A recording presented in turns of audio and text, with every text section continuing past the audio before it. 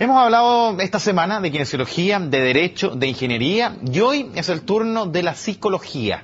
Y vamos a ahondar en diferentes parámetros de esta carrera, que algunos los tienen medio complicados hasta ahora. Bueno, vamos a revisar todo tipo de corrientes, de lo más básico de la introducción, y para eso ya está en CNN en alerta la académica de la Universidad de Santiago, es la doctora en psicología, Ana María Fernández. Ana María, muchas gracias por estar con nosotros. Muchas gracias. Ana María, a ver, partamos de lo más básico. ¿Qué es la psicología? La psicología es una ciencia que estudia el comportamiento de las personas ¿Ya? y todos aquellos procesos mentales que están a la base de ese comportamiento. Esa es la definición textual de los libros ¿Esa es la que clásicos. pides en primer año en los TACs? Sí. ¿Y te la contestan así? ¿Todo el mundo lo entiende así? Todo el mundo lo entiende así, pero obviamente, o sea, con esa frase puedes pasar un semestre hablando de la psicología, un año o toda una vida, o no sé, 200 años como llega más o menos la disciplina. De repente se asocia mucho a la caricatura del psicólogo. Sí. La gente va, tiene un problema, se pone en un sillón y le cuenta sus cosas al psicólogo. Tú has visto otras corrientes, Absolutamente. como el conductismo, me comentabas, también el evolucionista. ¿Cuáles son estas corrientes? ¿Cómo se puede ver la psicología más allá de lo tradicional, como el carrera integral, digamos? Mira, lo que sucede con lo tradicional es que están como tres áreas aplicadas que han sido las clásicas. La clínica, que es el psicólogo que atiende pacientes, ¿cierto? Y que está orientada más bien a resolver problemas y a preocuparse del individuo y a tratar de mejorar la calidad de vida de las personas. Eso es lo que en general se entiende como psicólogo acá. Claro, el digamos, psicólogo el que clínico. Dice, ya voy a hacer esto. Sí, ese es el psicólogo clínico, porque es como la primera distinción que te hacen al entrar en la carrera. Después el psicólogo del trabajo laboral, que está más bien orientado a el tema de trabajo en equipo, en empresas, en ese tipo de contextos. ¿Y cómo adaptarse? Desde cómo adaptarse hasta lo que es selección de personal, que es por donde se empieza. Y después puede ser, por ejemplo, todo lo que es coaching organizacional, de repente estos grupos motivacionales, etcétera. Eso generalmente lo están abordando ya sea psicólogos clínicos que tienen una especialización en todo lo que es trabajo en equipo, o bien psicólogos laborales que se dedican a eso, a cómo mejorar el rendimiento de una empresa, por ejemplo, y que ven la empresa como un organismo Ya, completo y van tratando de configurar todos los elementos de la estructura. Ya. Y esa es más o menos como la idea. Y la última corriente como clásica o la área de aplicación clásica sería el área educacional. Educacional, y es la que trabaja más bien fortaleciendo lo que es la parte escolar, que es un área, o la parte de aprendizaje. O sea, ver cómo mejorar las relaciones escolares, los desafíos que se dan en el contexto escolar, o bien tratando de fortalecer los sistemas educacionales, cómo aprenden mejor los niños, de repente generar programas o algún tipo de proyecto orientado a un tipo de tema específico, reconociendo como a los individuos dentro de los grupos que serían la sala de clase y a cada uno de los actores del sistema educacional, los profesores, los directivos, y como entender ese tipo de organización específica que está a la base de una labor súper importante que es la educación. ¿En qué área te has especializado mayormente?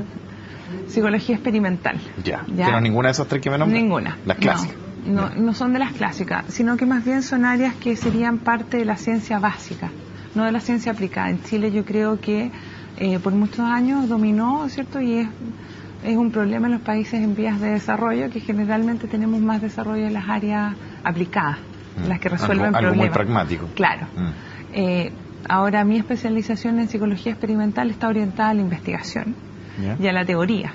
O sea, tú entiendes, o sea, a nivel muy general, las teorías son como modelos explicativos de un fenómeno.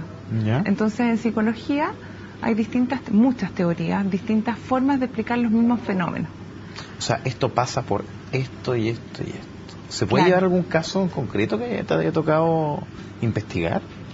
Por supuesto, yo trabajo mucho, yo estudio las relaciones de pareja y un tema muy específico que son los celos románticos. No nos vamos a meter en ese tema porque ya sería más... ¿Ya? O sea, nos desviaríamos. Yo sé que es fascinante. Pero es fascinante. Sí, es fascinante. En eso hago investigación, pero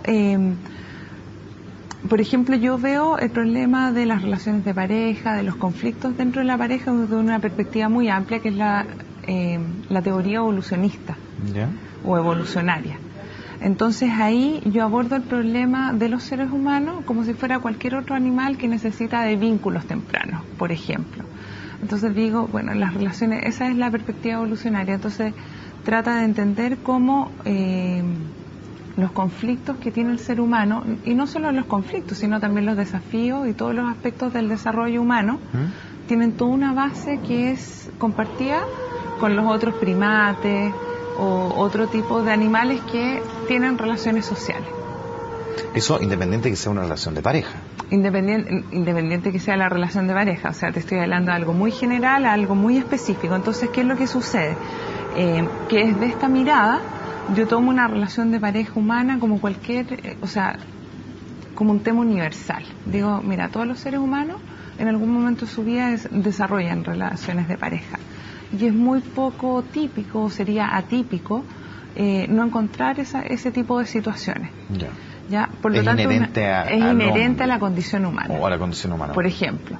Entonces, no lo digo yo, sino que toda la teoría evolucionaria, ¿cierto? Desde los años 50, años 60, ha tenido un amplio desarrollo, pero parte con los trabajos de Darwin. Y en el fondo tú te vas dando cuenta que sí, que efectivamente todos los seres humanos forman este tipo de vínculos. Ya, por lo tanto, ¿cierto? A la base de eso, como modelo explicativo, tú podrías decir, bueno, pero aquí hay, esto es universal, ¿ya? Y ahí nos apoyamos en la antropología, por ejemplo. ¿Ya? Entonces es un área bien multidisciplinaria, pero que explica el fenómeno de los vínculos de pareja, como que nosotros tenemos mecanismos mentales, sistemas cerebrales, mecanismos sociales, lo que nos atrae, lo que no nos atrae, ¿cierto?, etcétera, y formas de resolver problemas que estarían todas sustentando este tipo de vinculación que es muy específica y es fundamental para la continuidad de nuestra especie.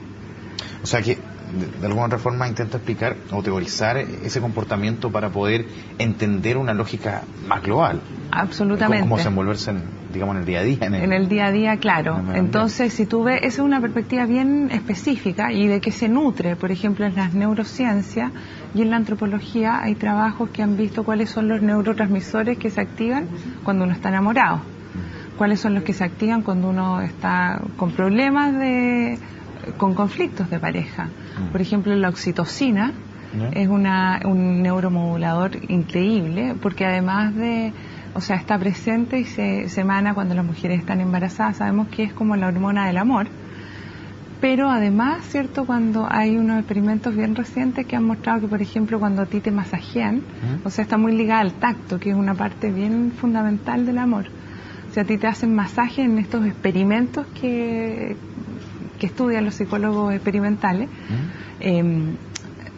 tú secretas una mayor cantidad de oxitocina que si estás en una situación relajada, calmada, donde no estás teniendo contacto físico con otra persona.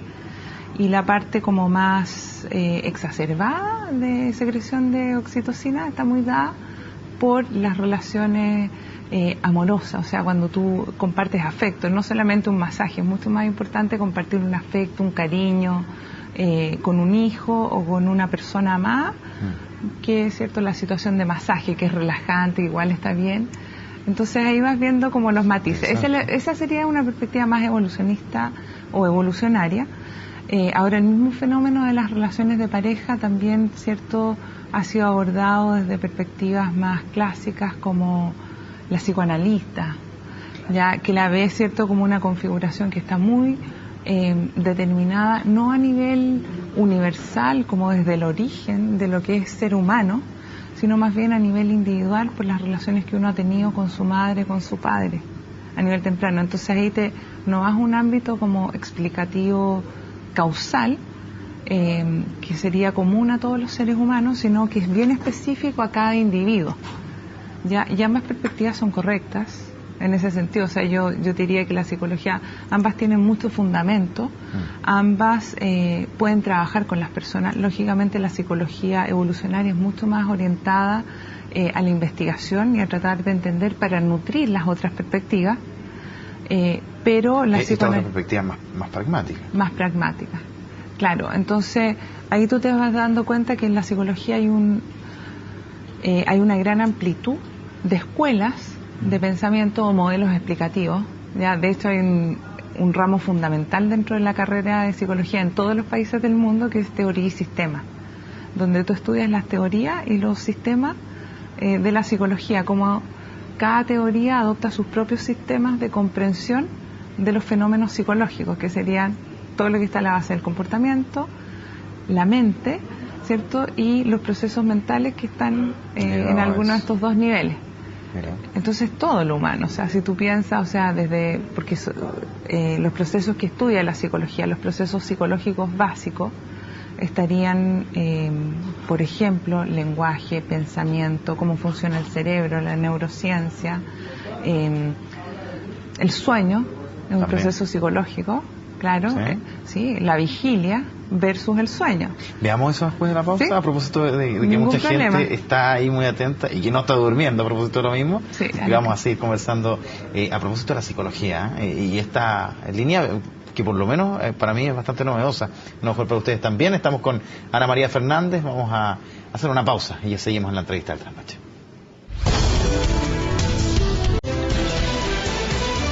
Estamos con Ana María Fernández, doctora en psicología, hace clases en la Universidad de Santiago de Chile. Vamos a hacer un pequeño paréntesis porque tú estudiaste en Texas, estuviste en Brasil hace nada, tienes una serie de postítulos. ¿Cómo ha sido esta recopilación de puntos de vista, en definitiva, en diferentes escuelas del mundo? Necesario. ¿Sí? Para entender, para ser, digamos, una psicóloga integral, para entender más allá de la psicología clínica, en definitiva, que es lo que se imparte en la mayoría de las escuelas. Claro, o sea, yo creo que esta es una opinión personal, sí, quizá, claro, pero también basada, yo creo que es compartida por algunas escuelas. Yo soy investigadora y docente, o sea, yo me dedico a la parte académica y no mucho al aplicado. Entonces, tener una perspectiva que sea global y tener la flexibilidad de poder ir, no sé, haberme formado en Estados Unidos, después venirme a Chile, ir a Europa, de repente ir a Brasil o a distintos países latinoamericanos, o sea, tú te da amplitud, o sea, y te permite ir chequeándote todo el tiempo, porque la psicología básica o la psicología académicamente hablando es una disciplina científica. La ciencia es autocrítica. Entonces, si tú te quedas con una perspectiva y sigues estudiando y profundizando y reiterando la misma forma de ver las cosas o entendiendo la psicología de una forma sin nunca más cuestionártela, sería como difícil, creo yo, tener esta visión como más científica. Claro. ¿Cómo es la psicología chilena? La psicología chilena es diversa, es clásica, es buena. En general es buena. Yo te diría, bueno, obviamente yo soy docente de la USACH, no, claro, pero he hecho clases en otras partes, estoy en contacto con otros lugares, porque mi área específica, o sea, de verdad, yo fui a Brasil porque allí hay un grupo evolucionario. En Chile no hay más psicólogos evolucionarios prácticamente. Yo me relaciono con personas del ámbito de la ingeniería, la Fundación Ciencia y Evolución, que es otro ámbito donde todos manejan más o menos esta perspectiva. Ciencia y Evolución, sí. Interesante. Ellos el año 2009 hicieron todo un evento, ¿cierto?, de desarrollo del pensamiento darwiniano, pero ese sería otro tema. Pero bueno, me sucede que en mi área de la psicología, o sea, nadie está estudiando Darwin. Por ejemplo, sí, es un área de la biología y aquí en Chile Darwin no es el que más se estudia, sino que se estudia más bien Lacan, Varela, Lacan es de la psicología, Lamarck, después como todos los postulados de Varela, etcétera. Entonces hay muy poco asidero para esta perspectiva. Claro.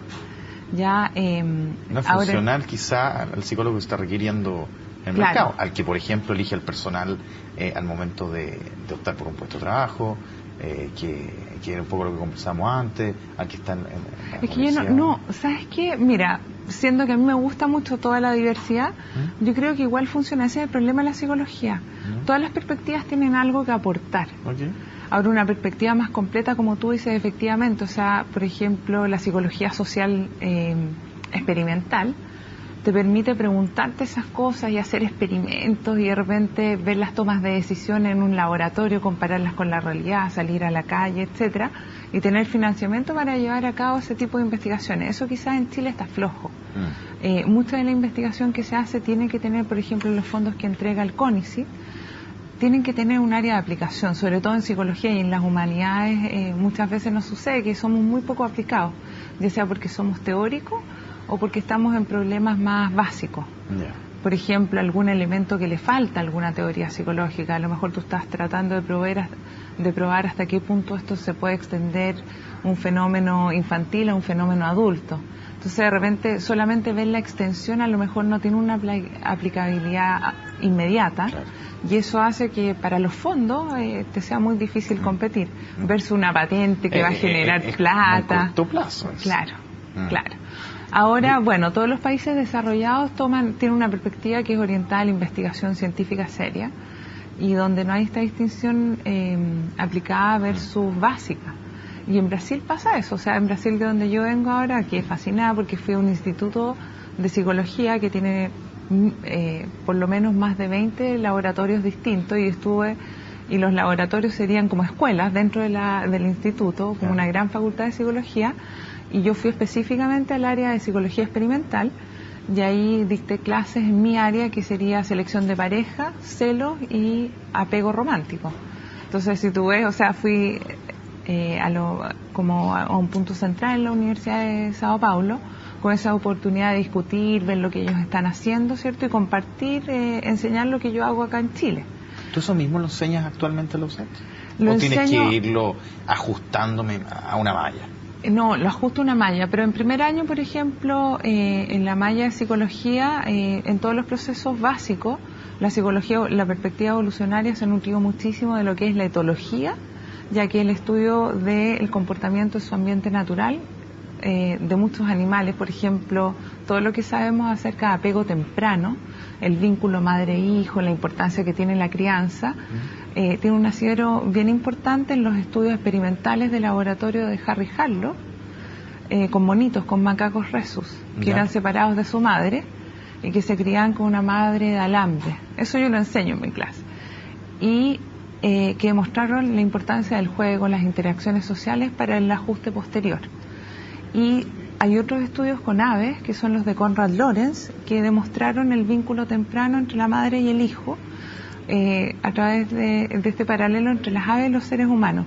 En las aves se produce un fenómeno que se llama la impronta temprana, y en un periodo crítico muy pequeño, una ventana de tiempo que en algunas especies puede ser, no sé, unas horas, en que el huevo eclosiona, y el recién nacido, esta avecita recién nacida, se impronta con el primer objeto que ve moviéndose a su lado. Generalmente es la madre, pero Lorenz hizo unos experimentos donde él era el primer objeto que el ave veía, y las aves lo seguían para todas partes. Hizo un gran descubrimiento para la psicología. Un naturalista, etólogo, entomólogo.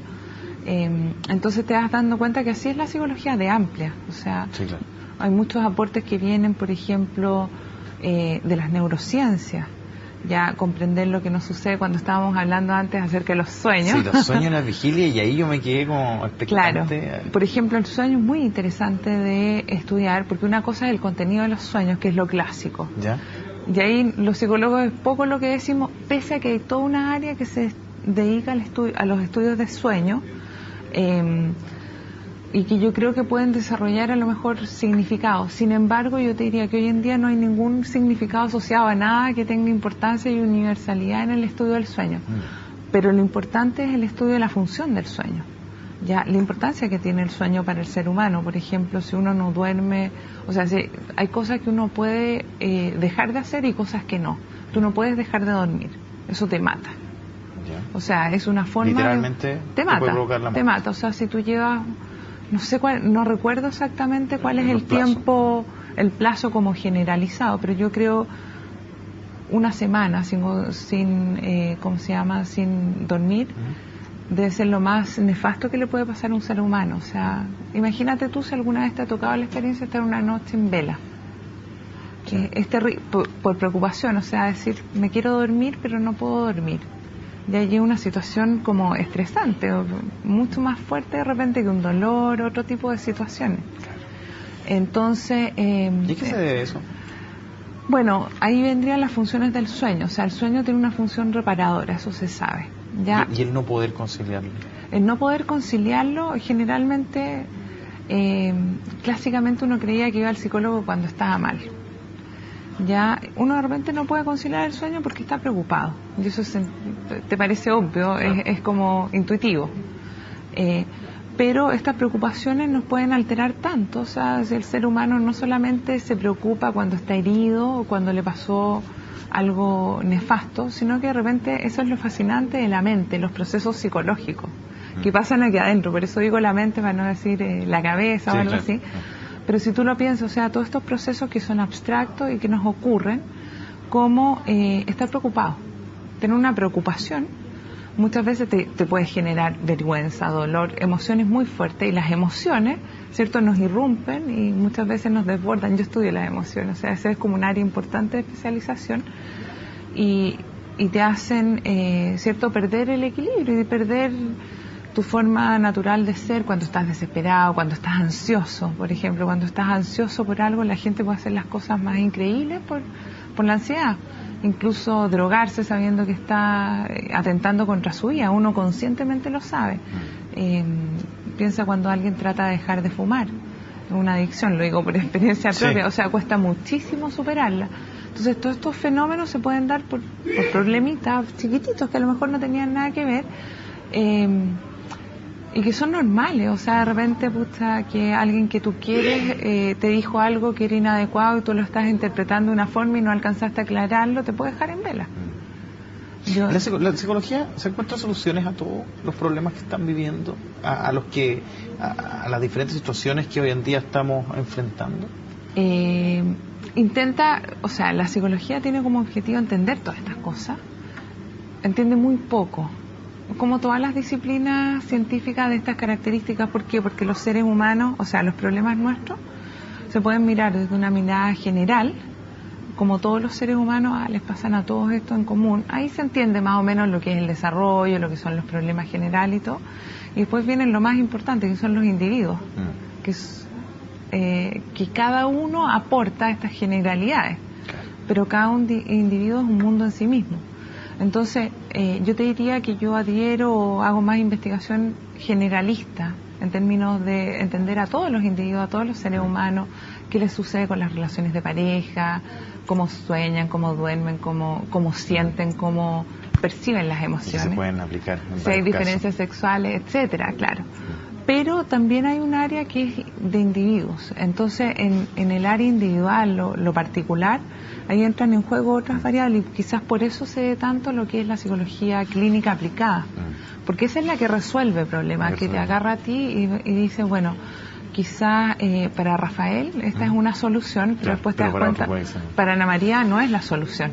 Ana María, se nos acaba el tiempo. Te quiero agradecer muchísimo haber venido y te quiero dejar invitada para otra ocasión, a ver si podemos hablar de la especialidad que tú tienes, porque me parece muy relevante y muy interesante poder analizar las relaciones de pareja, el comportamiento humano en ese sentido, a propósito de la psicología y con esta corriente que nos has mostrado a esta hora de la noche, y que realmente, por lo menos a mí, y espero que a muchos también en la casa les llamó mucho la atención. Así que te quiero agradecer mucho estar esta jornada con nosotros. Muchas gracias a ti. Ana María Fernández, ahí quedan un montón de temas para que usted pueda comentar en la casa, a lo mejor volver al estudio hasta ahora, pero sin duda queda para darle vuelta a propósito de esta carrera que de pronto suena muy práctica, pero que tiene estas otras corrientes que permiten ver las cosas distintas. La doctora en psicología y también docente de la Universidad de Santiago, Ana María Fernández, con nosotros en la entrevista del Trasnoche. Sigue con nosotros en CNN Chile.